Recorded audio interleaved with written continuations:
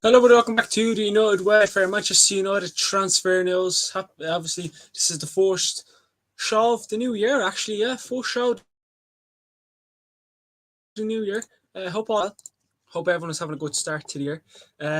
Lots to discuss. Team of Werner, Sancho, Olise, Jim Ratcliffe, um, ownership news, and basically we have an injury boost. We have an injury boost, and it's a good injury boost. And I think it's what everyone wanted. But look, we are live. Before we get stuck in, hope all is well. Please like, comment, hit that bigger subscribe button, follow all our socials, links in the description. But yeah, look, I mean, we'll move in and we'll discuss. And I want to start off talking a bit about Jadon Sancho. So it came out from Christian Falk yesterday. We were meant to go live yesterday, but I didn't. I don't know why. Time just caught up on me. But he came out yesterday and said the talks between Dortmund and Man United for a loan deal of Jadon Sancho are very concrete and are nearing completion. He's already expected to be in the Dortmund training camp next week. Borussia Dortmund will pay a loan fee for Jadon Sancho, Man United paying a part of his salary. It remains to be seen what proportion of salary Borussia Dortmund are willing to cover for a loan for Jadon Sancho. Talks are ongoing. That was from David Ornstein. Then Hurst Class came out and said Borussia Dortmund have offered to pay around a third of Jadon Sancho's wages as part of their loan deal. Mano then came out and said Jadon Sancho deal is already advancing to the key stages. Sancho wanted Borussia Dortmund and the German club want the deal to happen very soon. Talks in the Man United are now open to accept a loan deal, but they'll have to pay a part of Sancho's salary and Dortmund will have to pay a loan fee. And then earlier on today, a deal for Jadon Sancho was imminent. It is possible that he joins Borussia Dortmund in Spain this week. I mean, look, before I move on to the rest, because before I came on here, Plettigol came in and come out and said something as well. I feel like we spent a lot of money on Jadon Sancho. A lot of money. I think it was like 60, 70 mil. Ollie was manager when we signed Sancho. And look, to be brutally honest with you, I was happy when we bought Sancho. I thought lovely. 10 out of Ollie wanted him, and I thought, I feel like it was a deal that got overhyped a lot. And like I said, he just hasn't hasn't hit the heights since coming to Manchester United. Jadon Sancho, he just hasn't hit the heights, and it's a shame.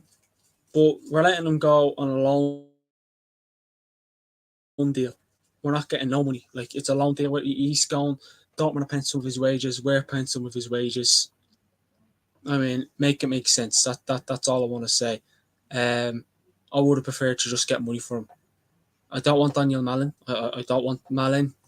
I don't think he's any good, to be honest with you. Again, some might disagree, but for me, I just don't know why. Like, I want to get the money for him. I wouldn't want to be sending him out on loan. Get the money for him. I mean, he's getting a good escape, if you ask me. Follow with the manager, still get a loan deal, and then you can go back to Manchester United after it's all done.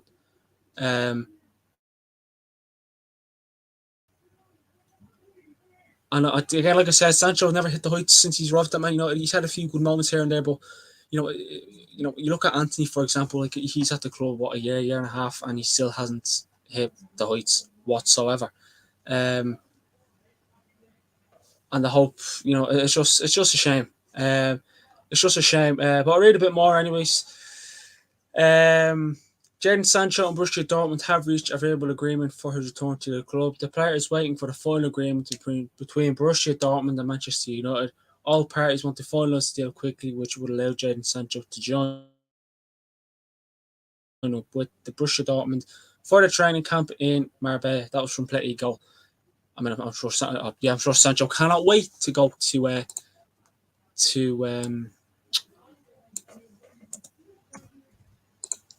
Dortmund. But look, again, I feel like we should have just let him move on. Let him go to. Look, I don't know why teams are coming in and paying for him. Obviously, teams are looking at it and thinking, why do I want to bring in Jadon Sancho? People are going to look at Jadon Sancho now in a different way because teams that were like being Juventus were interested in him, but the operation was supposedly too expensive for them. I mean, look, I personally don't think Jadon Sancho would get anywhere near how much we paid for Jadon Sancho. I don't think he'd be anywhere near that. Um, it'd be nice, mind you, but I just don't think we get anywhere near that for Jadon Sancho.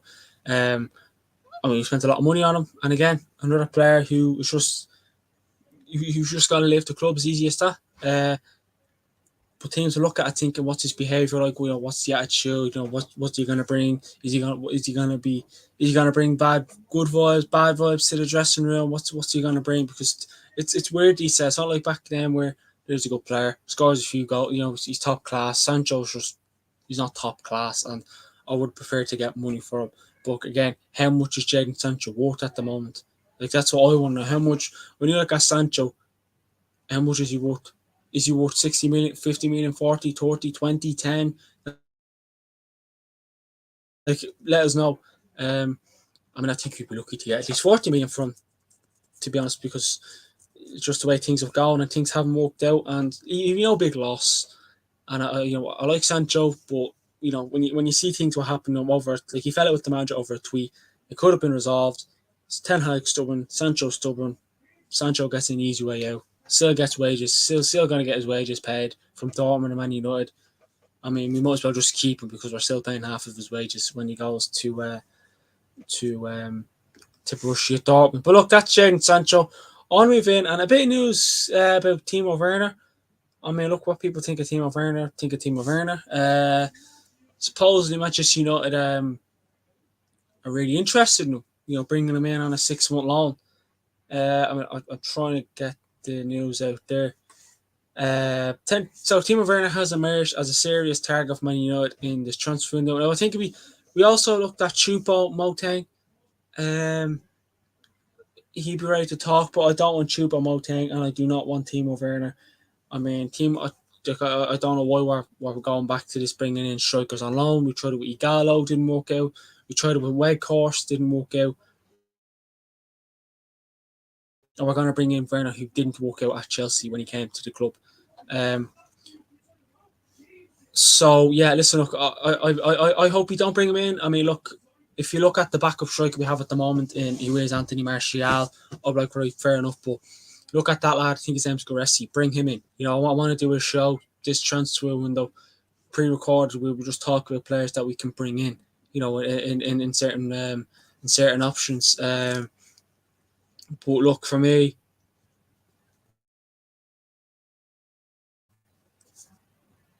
I don't know what it is. I'll just write that transfer. That was a good idea. It just came up with that there. But look, Werner, are we bringing? Do people want them? Do people not want them? I personally wouldn't. I want a striker. I want a striker. I do, but I don't want Timo Werner.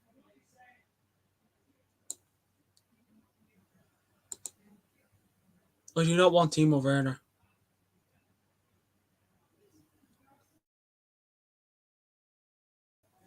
to come to Man United. I don't think he's flying on all cylinders at Leipzig. We went back to RB Leipzig to team. He left to go to Chelsea. Didn't work out at Chelsea. Chelsea couldn't get rid of him any quick. I mean, look, I personally wouldn't be the biggest fan of Werner.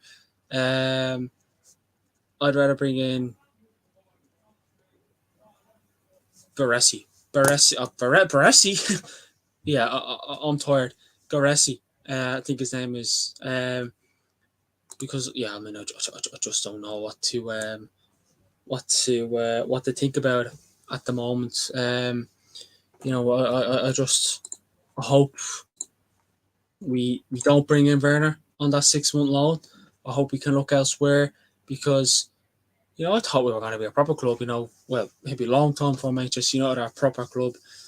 But look, I personally would be surprised if I'm sitting here come next week, the end of January, talking to you, saying we've got to bring in Timo Werner, 6-month loan. And I can guarantee you now, half of the people who watch us will not be happy with that will not be happy with that if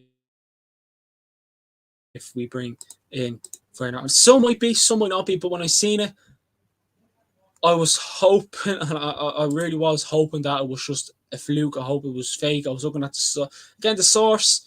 I never trust any source. That's just me. That's just who I am. But I don't know what to think about Timo Werner. I just don't know what to think of it. Personally, I wouldn't be his biggest fan. Even at Chelsea, I'd banter him because he couldn't hit a barn door, and now we might be signing him. I mean, I know Rasmus Højlund. I know he scored his first goal against Villa, and it's probably still going to take him time to settle. Anthony Martial does he even play for us anymore? I don't know because he's just the most injuries prone player you can ever have. But Timo Werner, look at a young striker, who can do the job. Look at Ivan Toney, for example. Why can we not bring in him? Where Arsenal probably will end up buying him, and we won't. Like I don't know why we aren't doing that. I really don't know why we're not looking at Tony. Just see how much he's worth. Again, Manchester United, the most unserious, club in the world, hands down, and we might be bringing in Werner. And when you bring in Werner, is he going to be the backup? Is he going to be, what's the wages going to be? Who's like, do Leipzig want to get rid of him? I just don't know where to kind of go with Werner at the moment because like I said, when he was at Chelsea, I was like, oh, I'm glad we don't have him. I know we're probably going to bring him in on a 6-month loan. Where will he be the backup or will he want to get game time? Because you know how loans are. Do you want game time? Yada yada yada. Choupo-Moting was another one who was discussed. Like we're discussing Choupo-Moting, who used to play for Stoke, barely gets any game time at Dortmund, at Bayern, because obviously the signing of Harry Kane. And again, like I said at the start, we brought Wakehurst in on loan, and it didn't work out. I think he only scored 2 or 3 goals or something like that in the 6-month period. Igalo, he was just happy to be playing for Manchester United, but we're looking to bring in either Choupo-Moting or more than likely Timo Werner. His contract expires at the end of this summer. And I think how old is the lad? He's 34. Choupo-Moting and Werner. I don't even know. I haven't even looked at Werner. I don't think he's getting regular game time up at Leipzig. To be honest with you, and yeah, he's only 17 million to board. He's 27. I don't rate Werner. I feel like Manchester United again. He's he plays in the German league. He's only scored 2 goals since returning to RB Leipzig. 2 goals since returning to RB Leipzig. Timo Werner. How many goals did he score at Chelsea? I'm not even going to bother trying. So I don't know why we're looking at this player. Like, what happened to the lad from Stuttgart? What happened to the lad from Stuttgart? I can't put. I'm afraid to butcher his name, to be honest with you. So I'm not going to say what happened to the lad from Stuttgart. I just don't get what the big issue is of bringing a Werner 6 months. You better just paying 15 to 20, 25 million on a decent striker who will get you goals and will get stuck in. Werner for me just doesn't do that. Again, he might bring something different, but it won't be a whole lot. It won't be a Harry Kane. It won't be, he'll probably be another Igalo or Weghorst, struggles because, I find that, Ten Hag, he played in the German league. He managed the German league, and then he's probably looking he's bringing players in from the Dutch league and the the German league could really get my words out today. That's how tired I am. So, personally, I don't know. Is it just? I feel like Man United is just desperate. I feel like it's just how it is at the moment. Um, and yeah, personally, I just wouldn't be the biggest fan of Timo Werner. But look, everyone's entitled to their own opinion. You know, people are looking. Some people are actually happy that we could be bringing in Werner. Me. So let's read a bit more. A host of clubs are interested in taking Facundo Pellistri on loan for the second half of the season. Personally, I wouldn't want to be getting rid of Pellistri. I like Pellistri.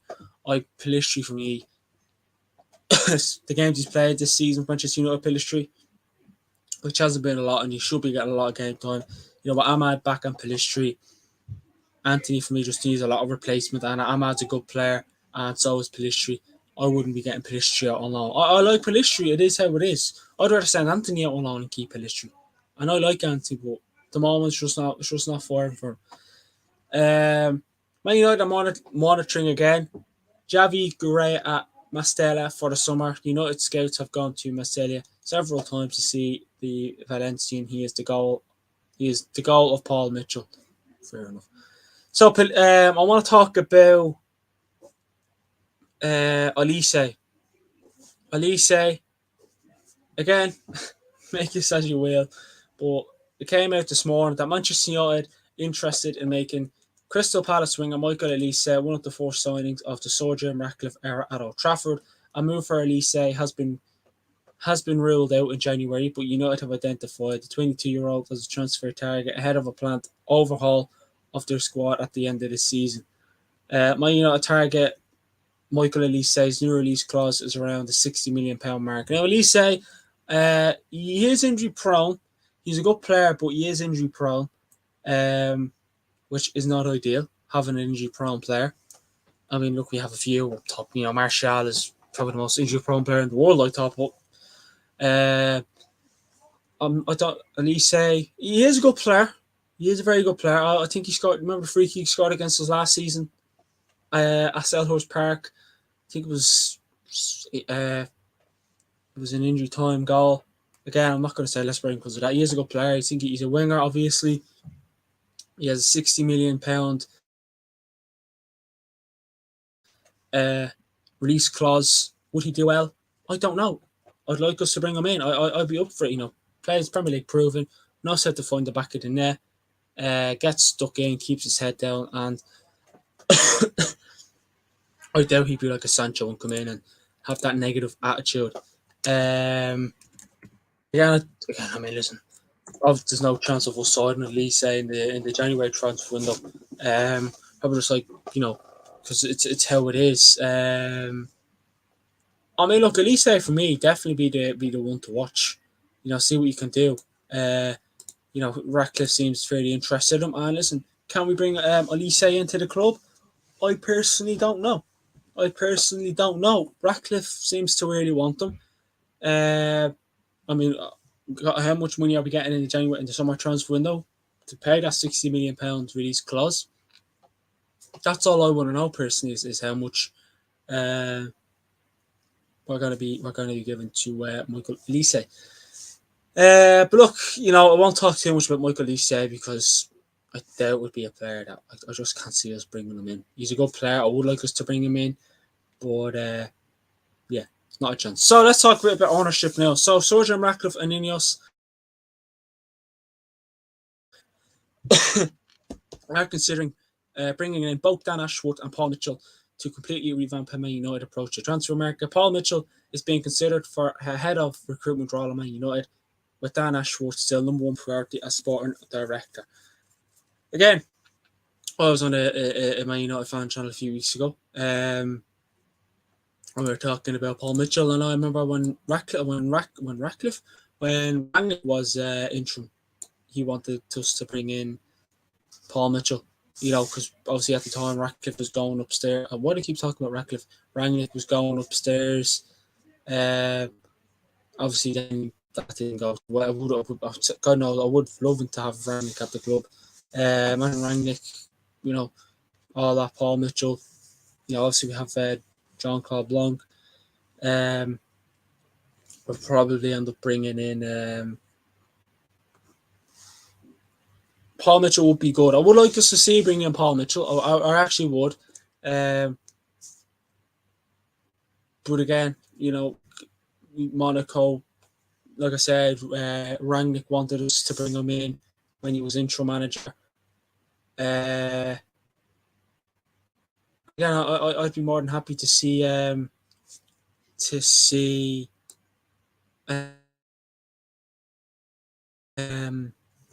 what's his name, Paul Mitchell at the club. I actually would. I would like to see Paul Mitchell at Manchester United. I feel like he could do a good job there. I feel like he could do the job, and hopefully he does. But I wouldn't be surprised if you bring him in. I mean, I thought we already had the man in. Hold on, let me just read this about Wan-Bissaka. Okay, Wan-Bissaka, lovely job.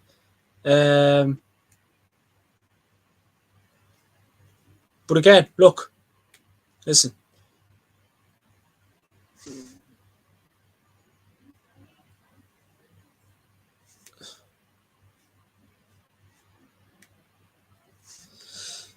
I feel like he'd be good. And Dan Ashworth as well would be also very good. We'll talk about Dan Ashworth in a sec. But yeah, Dan Ashworth. Dan Ashworth. Actually, while we have it, we'll speak a bit about Dan Ashworth. Actually, I'd like. That from Richard Arnold to Dan Ashworth. Jesus Christ. Let's just go up to Ineos news. So, Craig Hope, which is a Newcastle correspondent for the Daily Mail, he says, and why Newcastle aren't shutting down rumours of Dan Ashworth joining Man United. He says, in short, because I believe there is a chance he could yet leave Manchester United. He also says, nothing is being said in an effort to kill the speculation, and if anything, there is increased chatter in football circles, and Man United being confident of taking Ashworth as their new sporting director. He also says, in short, I believe there is a chance he could yet leave Manchester United. Nothing is being said on or off the record in an effort to kill the speculation. And if anything, there's increased chatter in football. Yeah, look, he also said, why would he go? He says, well, perhaps his level of control and influence at Newcastle isn't what you thought he might be. While Man United could be promising him keys, their keys to the kingdom. Dan Ashworth, honestly, you do a lot better. Be a lot better structure, transfers. We probably wouldn't overpay. You'd have Dan Ashworth. Obviously we have the Brailsford in, Jean-Claude Blanc, and then Paul Mitchell, whoever comes in else. That'd be good. That'd be solid. It'd be better structure. Back the manager. I feel like it'd be a lot more promising. I'd look at that and feel more confident. Hopefully, we can be more serious in the transfer window, be a proper club. But again, Dan Ashworth would be solid. When I first, obviously, we've heard of his name since Ratcliffe sort of put a bid in. Then we heard a little bit more in the recent weeks. I think Dan Ashworth would be good. I'd love us to have Paul Mitchell as well. That'd be just well run. You look at Jean-Claude Blanc, you look at what he's done with PSG and Juventus. You look at the players they had and have recruited. He's probably the reason behind those. Now he's at Man United, so again, Rangnick is maybe employing the right people, but again, we just have to bring in Dan Ashworth as well and see how things can plan out, because again, you're never really going to see what. I'll judge Ratcliffe in September and in the summer. Actually, I'll judge him in September as well, because the transfer window will be well over by then. I'll judge him then. But yeah. Ratcliffe was also at Carrington today to meet Ten Hag and the players for the fourth time since his 1.3 billion investment was announced. Also spoke to staff at the training ground, as well as having 2 more hours of meetings at Old Trafford. So again, Ratcliffe having meetings at he was at Carrington today. I suppose he was meant to be talking to Eric Ten Hag. Eric Ten Hag, if results don't improve for Eric Ten Hag, Ratcliffe will be there to make a decision. Whether to keep him or let him go. And I hope things can improve for Ten Hag. But Ratcliffe will sit down, talk to Ten Hag, have a good old discussion, and then they'll probably come back and say, right, he's the man, or else they might say, right, he's not the man. Whatever. I mean, I personally think we should keep Ten Hag until the summer because he's out there that we can bring in and he'd want to come to us. Don't throw Zinedine Zidane at me because if we offer Zinedine Zidane the job, he'd probably laugh. I think he laugh. I mean, when Oli got sacked, all the memes going around saying, oh, he's learning English just say no to Manchester United. But I hope it works out for Ratcliffe. I hope what Ratcliffe said, it's easier said than done. So I hope what he's saying can be done. Bring in Paul Mitchell or Dan Ashworth. Bring in the Bolton from as well. Then you have Jean-Claude Blanc, Dave Brailsford. That'll be good, that. I'll be confident with that. Confident, the fans will be a lot more confident, a better structure. From going from John Moore and Richard Arnold to them would be brilliant. Better structure, back the manager, just all sorts of positive things you look at that. All sorts of stuff, and hopefully it can be done. But look, a bit more to discuss. But obviously, Aaron Wan-Bissaka, I've just seen a bit of news there. Manchester United have extended Wan-Bissaka's contract by 12 months and are planning to open talks over a new deal before the end of this season. So there we go. That's pretty much done and dusted. Obviously, we have Andre Onana. I want to speak about Andre Onana. I feel like I'm missing something, but I'm not actually. He will still be at Manchester United. He won't be going to AFCON until the day after we face Tottenham. So the day after we face Tottenham, which we face Tottenham the 14th, I think it is, of January. Onana will be gone to 15. So, I mean, look, when I first read that, I thought to myself, he's afraid. And everyone's just said it. I'm not the only person who said it. Everyone said it. It's like he's afraid that he's going to lose his place. I mean, I would have liked to see a boy in there. I wouldn't be surprised if Ten Hag still plays boy in there for the cup game against Wigan. And I hope he does play. I hope he does play. But if he doesn't play boy in there against Wigan, then what's the point of bringing in boy in there? Is he not confident in boy in there? I'd rather see boy in there have a go. Is that how it is? Is just Ten Hag just not trust boy in there, or is Onana like, yeah, I don't really want to leave my place because this boy in there guy could, turn me over and make me look shit, which it's not really hard at the moment. Like Onana look shit as much as I like him because obviously he's my United player. But he will not be going anywhere till the 15th, and it depends how far Cameroon go in the AFCON as well. So that'll be interesting to see. And another bit, Martinez and Casemiro back in training. I'm not sure whether they'll be. I'm hoping they'll be again. I don't know, but I'm hoping they'll be back for the game against Wigan. It's Wednesday today, mid-January. I really hope they're back. If they're not back by the Wigan game, they'll surely be back for the game against Tottenham. I mean, having Casemiro and Leach back. Well, I mean, think of Leach, Shaw. Like, just think of the potential team we could have. Shaw, Leach, Varane, Dalot, Wan-Bissaka, take your pick. Casemiro, Mainu, and Bruno. Then it'd be. I mean, I wouldn't mind seeing Garnacho, Højlund, and Ahmad. I actually wouldn't mind seeing that, but it'd probably be Rashford, Højlund, Garnacho, or Garnacho, Højlund, Anthony. One or the other. I mean, hopefully we can bring in. I would have liked us to bring in a centre back in the transfer window, but that doesn't look. No one looks promising in Man United at the moment. No talks about Todibo. We're looking to bring in. Werner. That were the Choupo-Moting. I don't want any of them. I want to see a good proper striker who's promising. That lad from Stuttgart. I forget his name, but I know.